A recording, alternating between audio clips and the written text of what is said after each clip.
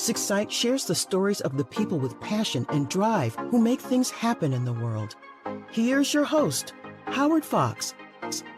Good morning, everybody. This is Howard Fox, the producer of the Success Insight podcast and the co-host with my partner, Randy Ford. Randy can't be with us today, so I'll be taking the reins. Hopefully, we'll do Randy justice because the great work that he's doing. And I am very excited today to introduce to you to Morrie Elstien, or Morrie Elstien. Morrie's the president of the firm MorrieCONNECT. So Morrie, welcome to Success Insight. Thank you, Howard. So Morrie, tell us a little bit about who you are, because you've got such an interesting story, and a little bit about your background and about what is MorrieCONNECT. I'll certainly try to give you that information, Howard. Morrie Elstien has been in Chicago for a little over 50 years. Many of those years, he was in the direct mail business and owned a company that for many years provided millions of pieces of mail that went into the marketplace, mainly for credit card clients.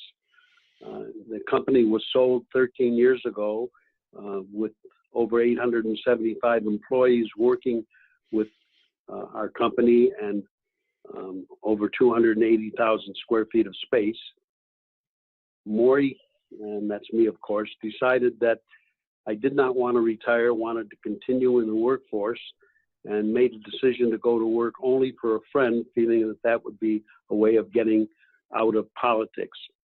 When I was offered a job 2 weeks after the company was sold, it was a friend of mine who suggested I come to work for his company and be involved in selling logistics.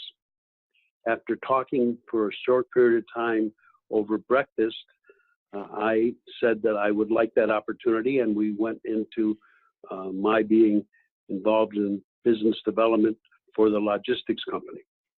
It was a company and a word that I had not had a lot of familiarity with. I realized that I didn't know who I would start to contact and talk to about logistics. As I thought about the predicament that I was in taking a job with a good friend and trying to help him sell this product, I realized that what I had done over 50 years of being in Chicago was made a tremendous amount of business friends, many of them affluent, successful, wealthy presidents and owners of companies. And my thought was, well, what can I do to get them interested in my company as a business and me as a businessman instead of just the friendship we had developed? And so I decided to start introducing presidents and owners of companies to other presidents and owners of companies when I thought it would produce commerce between the two presidents I was introducing. I didn't know what was going to come back to me, but I thought if you pay it forward and do something good will happen in return. Morrie, you know, this pay it forward approach, is that, and then the world of networking, is that, you don't often hear that, and I wonder if you could to share a little bit more about your thoughts on this idea of pay it forward. My feeling, Howard, is that when you want to do something for somebody and you want to do it because it's the right thing to do, it is accepted in that manner. And when you go to meet people who have positions as decision makers, in my case, particularly presidents and owners, what you want to do is you want to try to immediately become a partner rather than a salesperson. You realize that the person you're sitting across the desk from has the same needs as you have, which are growing the company that they're working for and meeting their next new clients. If you're willing to present to them a formula of paying it forward and introducing them to people that they would like to know, you automatically become a partner. And that partnership can last forever. And so it's my feeling that that is the most essential part of making a network work, paying it forward, giving to the other person, and of course, hoping that something's going to come back, but mainly showing your willingness to give forward first. With this philosophy around pay it forward, and I love it, and I would hope that I try to live that as well. I mean, we, as you said, rightly so, we have to pay our bills, pay the mortgage and we want to make a good living, a reasonable living. But the idea of paying it forward, I see from my own perspective, for example, connecting on LinkedIn. Yes, I'll connect on LinkedIn, and then immediately somebody is trying to sell me work, their professional product or their service. And this idea of paying it forward and getting to know the individual we're connecting with, or that we've developed this relationship, that's definitely a different mindset than some of the salesy approaches we still see. What is your response to those kinds of folks that go right into the sales without developing that relationship and being a servant or paying it forward? So I think, Howard, what I've learned is that it's so necessary to let people know that you want to help them. Being a salesperson has some real problems, and they include the fact that practically nobody wants to meet a salesperson. They don't want to be sold. When they're interested in buying, certainly they want to meet the people who they need to buy that service or product from. But in normal situations, nobody wants to meet a new banker, a new real estate guy, a new insurance person, a new wealth manager. But everybody is willing to meet a connector, someone who they believe is going to help them grow their business.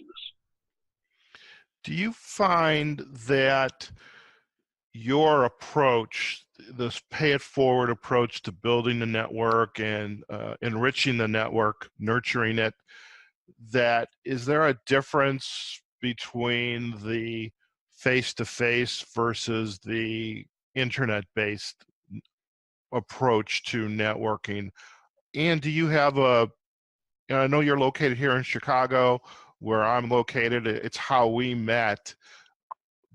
But do you have a preference of the face-to-face versus the virtual aspect? And are there ways to be successful in both? What are your thoughts? I think that certainly we all try to use filters because we all have a limited amount of time that we can use. And sometimes those filters can be the use of internet services. I must tell you that my approach to phone calls, not one that really values a phone call interview. When people ask me for a phone call, I immediately tell them that I don't do phone calls. I follow that up by telling them that one of the reasons we need to meet in person is I want to help them grow their business. And to do that, I want to make introductions, and I'm only able to make those introductions once we have met face to face. What are the responses that you're getting back from individuals? Are they open to that face to face, or is it just something that they hadn't expected it and they elect not to go forward? What are your thoughts there or experiences? Well, I think in many ways that adds to my pay it forward attitude. When you tell somebody you want to help them grow their business, you want to help them meet people that you know that could be good for the growth of that business, you immediately take away the negative reaction of I want to do a phone call first.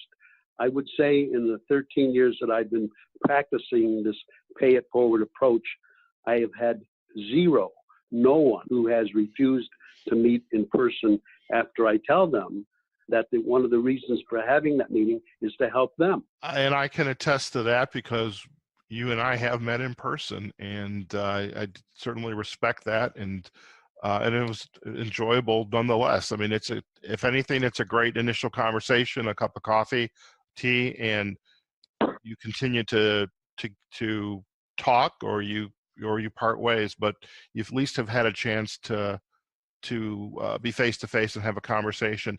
Are there any articles, books that you're seeing out in the, whether it's, on doing Google searches or the shopping cart sites like Amazon, where, everybody has this technique of how to do networking. Anything that you've been reading or that you're finding valuable and it aligns with your pay it forward approach? I would say, Howard, that I've met some folks over the years who have the same approach to doing business. Every one of them has been extremely successful using this approach. I think I've read virtually every book that's on the market regarding networking and the strength of networking. What I've realized is that while everybody talks about how to network and the value of networking, no one really talks about the process. I'm not sure if you're aware that I'm writing a book. Hopefully it will be published within the next 4 to 5 months. And it's about the process of networking. How do you really do it? What's the formula? Are there formats? Are there templates that you use? Are there things that you've learned over the years that make it more successful? Everybody seems to talk about the word network. But if you're not using that network, if it's not something that helps you by paying it forward to other people, then network has no value by itself. It only has value if you're using it. This book that you're writing, it's 4 to 5 months out. Do you have a title for it yet you'd like to share, or is it still you want to keep that under wraps? I wish I did. I'm afraid the publisher has the final say on what the titles will be. I presented at least 10 of them, and we're still working on that. Sounds good. Well, I hope that, in the 5 months down the line when the book is published, that we'll be able to get you back onto Success Insight, and we can have a launch, so to speak, for you, because it's such a wonderful topic. I'd love to learn a little bit more about MorrieCONNECT. So you did some work with a friend. There was some longevity in helping that individual grow their business, but then you made the decision to leave and start MorrieCONNECT. So tell us a little bit about MorrieCONNECT and who are your target clients? Who are you trying to grow your business around? Well, I work with 4 primary titles: president, owner, managing partner, and COO. And I don't do that because I'm a snob. I do it because I think at that level, people understand the importance of using peer connections to help grow their business. I've been amazed over the years to find that there are so many leaders in industry who have not understood the value of the people they know, the human assets. And so one of my really strong desires over the next years of my being in business is to try to make people understand the importance of helping their friends and the people they know in business. The subscription business that's really part of MorrieCONNECT is simply bringing on clients who are interested in growing their business, in meeting presidents and owners of companies. It's based on a 12-month subscription model that allows them to receive a certain amount of introductions, 10 to 15, over a 12-month period with 2 sit-down meetings, and gives them an opportunity to tell me who they want to meet, and for me to tell them who out of the 9,200 presidents and owners of companies I've met over the 13 years I can introduce them to. So on a weekly basis, I'm still meeting between 17 and 19 presidents and owners of companies, and trying to help them by allowing them to subscribe to MorrieCONNECT, and for me to make introductions that can be good for their business growth. That is a pretty phenomenal model. So you've had this network in place, these leaders, presidents, owners, partners, CEOs, COOs, et cetera, and now you're enrolling clients into the business, and that in itself is kind of adding on to your connections, because as you enroll new clients, you're also getting new introductions as well. So it's kind of just a kind of organic growth. Once you kind of prime the pump, it just has this ability to grow, and that's a pretty phenomenal model.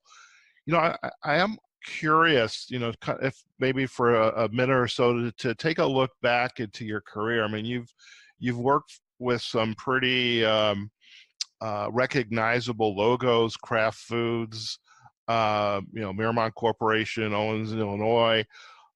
Can you share a little bit about, what some of the learnings you've had, the life learnings, the mentors you've had that you're continuing to bring forward into your life today as the president of MorrieCONNECT, and how how you do your work, what's your philosophy that you are continuing to put out there. So what are some of those lessons?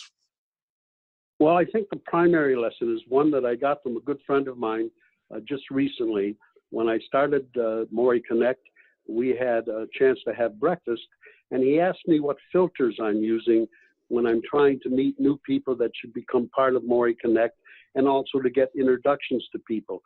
And the word he used was heart.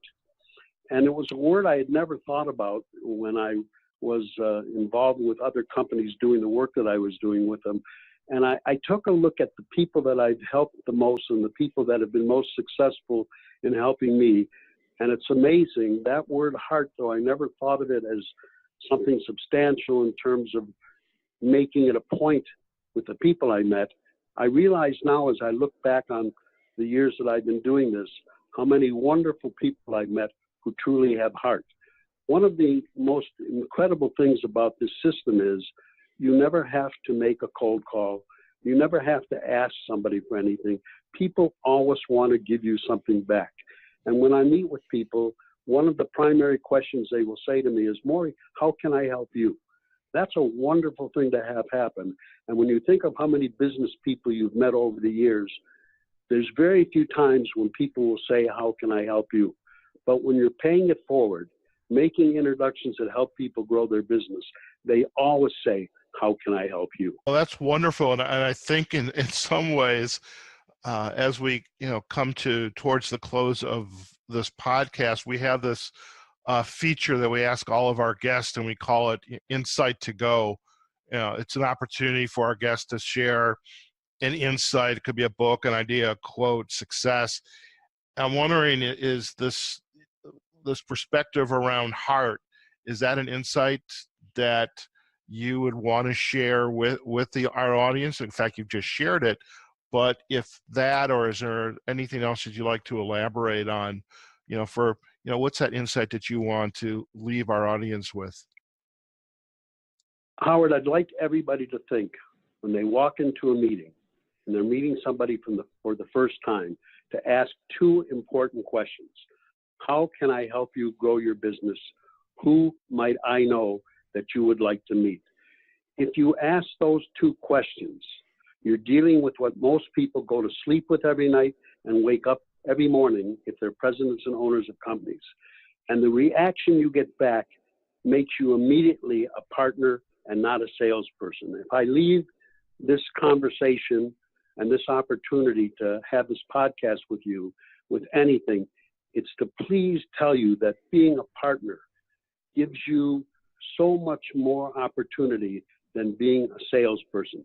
Think about the person across the desk and ask him those two questions. How can I help you grow your business? Who can I introduce you to that I know that you would like to meet?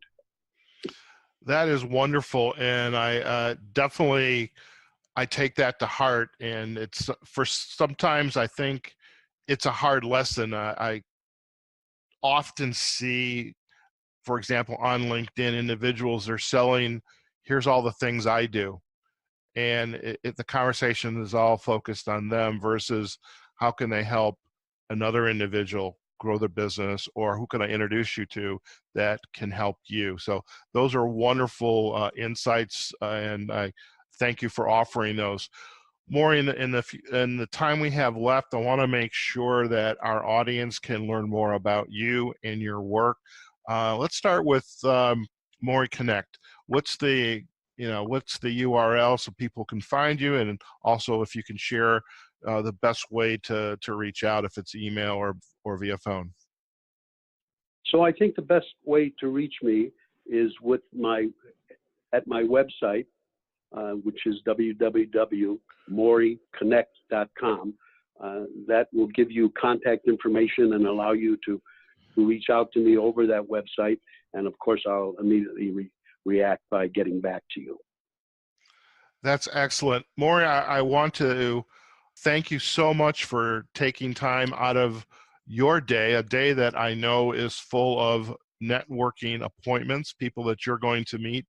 And I do want to thank you for spending that time with me and with our audience. And we certainly look forward to learning more about you and your work and your successes. We especially want to hear about how the book turned out when it gets launched. As I recall from authoring a book, it's kind of like having a baby. It can be painful, but when it's delivered, it's a wonderful feeling. So we look forward to hearing about that. So Morrie, thank you again for being a guest here on the Success Insight podcast. And anything else you'd like to share before we sign off? I'd just like you to know personally, Howard, that you're one of the people that I know who has heart. Well, I truly appreciate that. I truly do. Well, folks, there you have it. We've been chatting with Morrie Elstien, president of MorrieCONNECT. Definitely, when you get a chance, go visit him at his website, MorrieCONNECT.com. On the website, there's the ability to send him a message and get to know him and be prepared to sit in front and have a cup of coffee or a cup of tea and have a great conversation. So especially if you're, here in the Chicago area. So folks, that's it for Success Insight for Randy Ford, my co-host. This is Howard Fox. This is a Success Insight podcast. We look forward to having you join us and listening to our next podcast. If you like this episode, please add your comments. Please follow the podcast, successinsightpodcast.com.